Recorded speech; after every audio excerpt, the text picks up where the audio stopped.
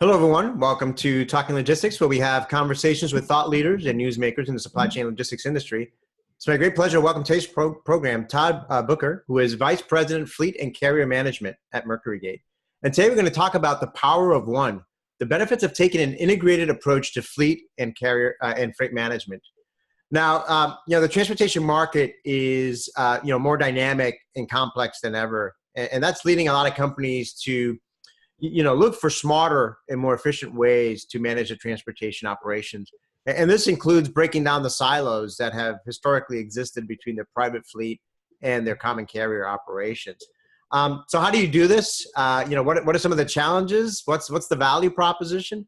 Well, those are some of the questions that we're going to explore in today's episode. And it's great to have Todd back on the program, who is kind of on the front lines of this. They're at Mercury Gate, not only from a technology side, but obviously working with, shippers and carriers, throughout his time there. So, Todd, welcome to the program. Hey, thanks a lot. It's great to be back on. So Todd, let's start, with a topic that seems to be playing a bigger and bigger role in transportation these days. And, I know I just came back from the Mercury Gate, conference just a couple of weeks ago, and I know this was a topic of conversation there as well. And that is regulations, right? So, from your perspective, which regulations are, quote unquote, top of mind, for shippers and carriers today? Sure. So, of course, the ELDs and hours of service stuff is the top of the list right now. With the mandate coming up in December, everybody wants to get integrated with an ELD partner. They want to have that data then put into their workflow so they understand how many hours does the driver have left for today, what can I plan them for tomorrow and later in the week. So that's probably the biggest one, is the ELD. Something that comes up a lot with our customers right now is the FSMA, or the Food Safety Modernization Act. That is a big deal, and I think it's a little tougher one because it's not as simple as just a certification for something like a hazmat, because there can be different responsibilities with the shipper and the carrier at every different relationship. So that's a pretty complex one we're working with a lot. For sure, we hear a lot about the EPA stuff, phase 2, the greenhouse gas emissions. I know that one's getting reviewed again now. They've opened it back up, and they're going to take a look, which I think is good because there's a lot to that regulation. It's like 700 plus pages. It's so big. If I was on the carrier side, so I don't know how I would deal with that one. And probably the last one would be the CSA. What's going to happen? What's the plan as they move forward with that? Is it going to change a lot? Is it going to change at all? There's a lot of questions about that from our customers. Yeah, no, I hear the same thing, and certainly ELDs is in the front burner, I think, for a lot of carriers today, just because the clock is ticking. I mean, this was a topic that we wrote about and talked about in Talking Logistics last year, and it was hey, you've got more than a year to kind of prepare, and many carriers were already kind of compliant, but there were many more that still weren't, and were kind of waiting for some of the legal action that was taking place to work itself out to see what would happen there. But now it's basically on the horizon here. Kind of build upon, on the topic of regulations. I mean, according to a report, by the American Transportation Research Institute, you talk about all these different regulations. I mean, the cumulative effect of all these regulations is really kind of what's a top concern for carriers, right? It's kind of when you all put all these things together. I mean, what does that mean in practical terms, in terms of the day-to-day things that carriers do? Well, the first thing it means to me is more cost. It's always additional cost for everything. So, take ELDs, for example. I have to, of course, buy the devices and then, put them in the trucks. And then there's a monthly subscription to use the device. I have to train all these drivers, train all my staff to use them. Depending on your software platform, pay to have that integrated into the platform. When it's like the EPA stuff, is it new trailers with different kinds of sides on them, different compliant engines that have to be put in? The service and maintenance that goes along with that is complex, and there's new requirements there. So that's, more additional cost, additional staff kind of thing. And then what does that do to your productivity, right? Is your productivity lost while your drivers are working on these new ELD devices? Not to say that people aren't running legally right now. I'm not looking at it from that perspective, but now it's just another thing that somebody has to do. So, does that impact you at all? So really, there's some benefits with some data you can get from it, but really to me, it's just a lot more cost for the carriers to absorb right now. Right, right, and when you mentioned that, I forget which was the one you mentioned. That was I think it's the EPA one. You're talking about 700 pages worth, right? It's kind of going through all that and understanding, what the requirements are, and then how to translate that into your operations. In and of itself, that adds some, added complexity, added work, to what carriers have to do. And I think one of the other dimensions beyond cost is also risk, right? And I think that's one of the things I always like to say is that supply chain management is risky business, right? So when it comes to transportation and regulations, I mean, what kind of risks are involved here? Well, there's risk all over the place, right? Every point of the process, just with logistics to begin with. But for sure, with these new compliance regulations, you want to make sure your carriers that you're using are always in compliance, and not just are they legal to operate, but all the compliance factors, and are they above average in meeting your own personal needs? For your fleet or your drivers, do they have all the qualifications they need? Is everything up to date? Are they ready to run? And with the EPA stuff on the equipment, can you even take equipment into a certain state, or can you use this equipment anymore moving forward? I mean, there's so many regulations. If you don't comply with those, I think that elevates your risk right away. Right, and I think that has a ripple effect, to shippers as well, right? Because there's the cost component, obviously, that's going to come into play with regards to how that gets translated into rates and things like that moving forward. But obviously, shippers also want to work with carriers that are in compliance with all the respective regulations that affect them as well. Whether it's if they're a food shipper, right? Want to make sure that the carriers are part of keeping their part of compliance with food safety regulations. And certainly with hours of service and things like that, a lot of shippers want to make sure that they're working with responsible partners, right? Right. Absolutely. So let's talk now, about the topic at hand, about the complexity of, involved in managing, operations that involve both private fleet and, common carriers, right? Because I think what I hear from a lot of shippers is, and 3PLs, quite frankly, is, in light of everything that's going on in the transportation industry, we got to take a smarter, more integrated approach in terms of how we manage our operations. So what are some of the factors and constraints that companies need to take into consideration, if they're looking to bring those two historically siloed operations together? Right. So you need to make sure, if you're using third-party carriers, that they're always compliant and they're always monitored. One of the things we fall into false security when we send out a carrier packet and get the details and get the insurance certificate and put it in a file cabinet.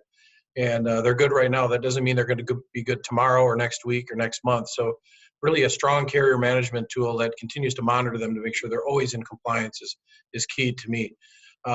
Same kind of thing for your private fleet, your drivers and equipment.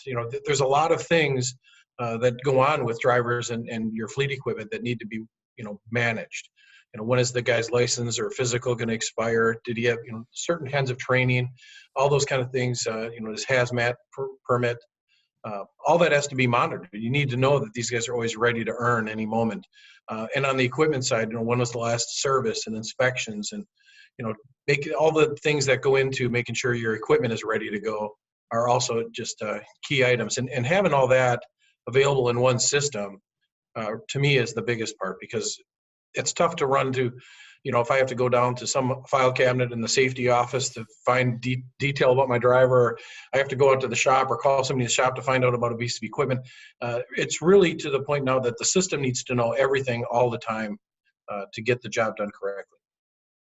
Right. So, I mean, you brought up a number of different dimensions there, right? There's making sure the compliance piece that we talked about. I think that's becoming even more, challenging, because I think now, what we're beginning to see is more and more shippers having to go to the spot market, right? Because their contracted carriers aren't able to meet the demand, or shippers just looking for new sources of capacity out there and bringing onboarding new carriers onto their routing guides and their networks.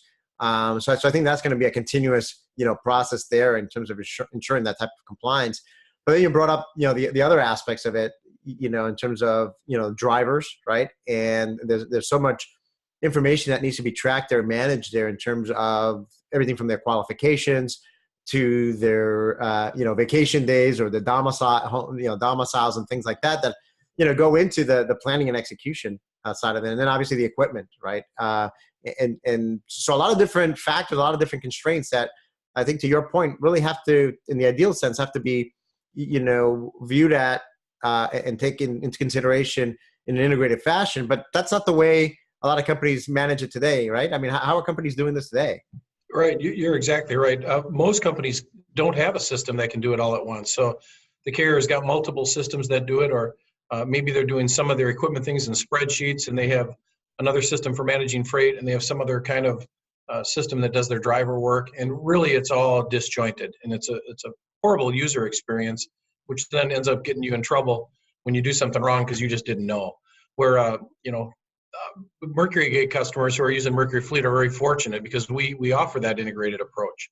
So when you're working in the TMS executing the freight movements, if your drivers are qualified, the carriers are ready to go, that the fleet equipment is all up to standards, and if you have any questions, it's all in the same system. So it's a click away to find out any deeper detail on any of those items.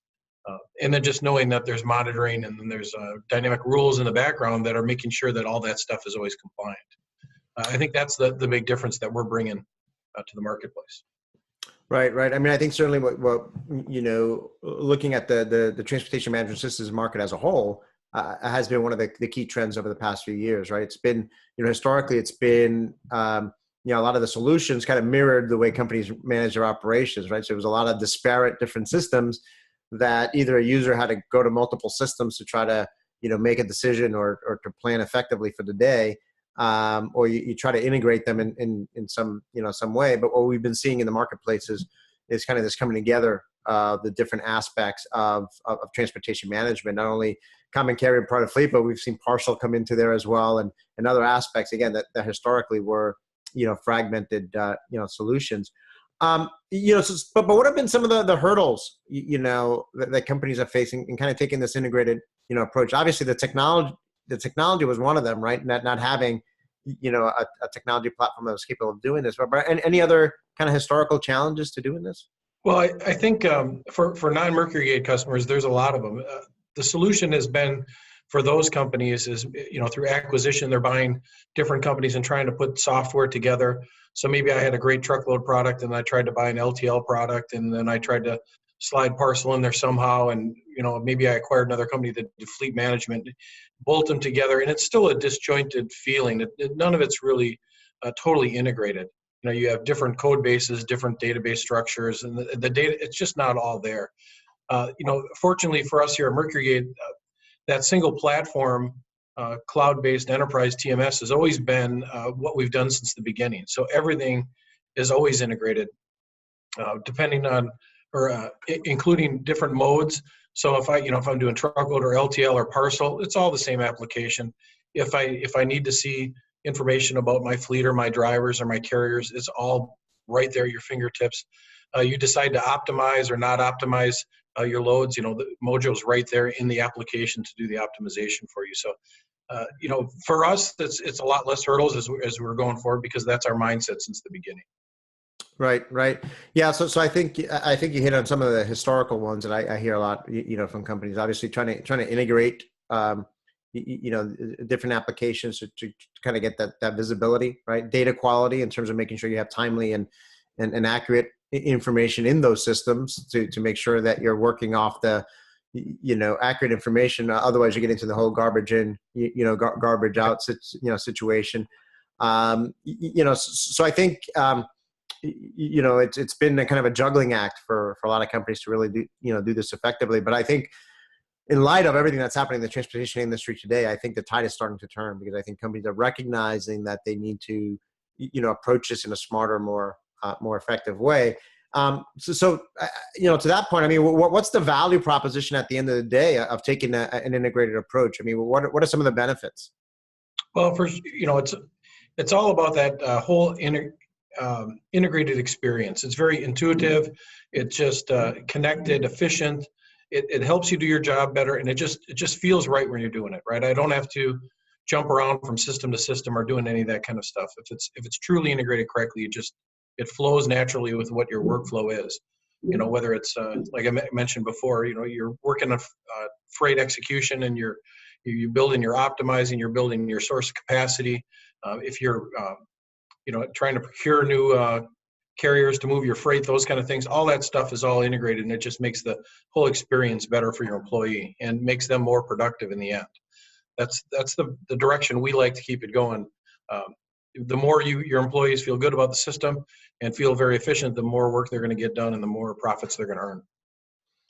Yeah, I mean, I think that's certainly a key point in terms of productivity of that frontline employee who has to do both the the planning and manage the planning and the execution of the daily activities. Certainly having to bounce around different solutions and different screens and one of the things you always heard historically from a lot of users of TMS, and one of the things that they hated the most about solutions was the fact they had to open 3 different windows or click 15 different places to kind of get their job done. So that's been one of the key trends that I've seen in the industry, is trying to kind of bring all that relevant information to the forefront and be able to execute, plan and optimize and execute in an as efficient manner as possible. And I think another added benefit is the fact that I think there's less margin for error today, right? I mean, when you look at things like like Walmart and on time in full, with so much complexity involved with keeping track of what's happening on the driver's side, keeping track of what's happening with regulations, keeping track of what's happening on the equipment side, any one of those things can create an exception that can cause that shipment to fail or be delayed. And I think that the more fragmented your approach is to managing your operations, the more margin, the more room for error you have, and thus the higher the probability that you're going to drop the ball somewhere. Yeah, absolutely. You really need to know everything. You need to know it all at once, all the time, kind of thing. And that's what the full integrated approach will do. Whatever you need to know, it's just right there to see. So, Todd, we're kind of running short on time here. So, just as a way to wrap up, I mean, what do you see as the road ahead, looking like for shippers and carriers in this area? I mean, what action should they take today to kind of make sure that they're going to be able to succeed moving forward? Sure. Well, if you're out in the market looking for a new transportation management solution, I would recommend they look for that integrated approach, right? You don't want to, even though a company might say, I have all these features, if you have to leave one part of the product and go to another part, or open up different windows and do that kind of thing, that's really not integrated for you. Make sure you get MercuryGate a look, because that is what we do. I mean, the screens that we have, the newer technology that we use, it's all fully integrated. I think you'd be very, very happy with what you would see there. For us, the future looks great. We have a very robust roadmap for Mercury Fleet and moving forward, and we're excited to keep bringing new features every release. So on our side, the future is looking great. Great. Well, I think I think what I hear from a lot of shippers and carriers is that the market continues, like I said in my opening remarks, continues to be more dynamic and more complex.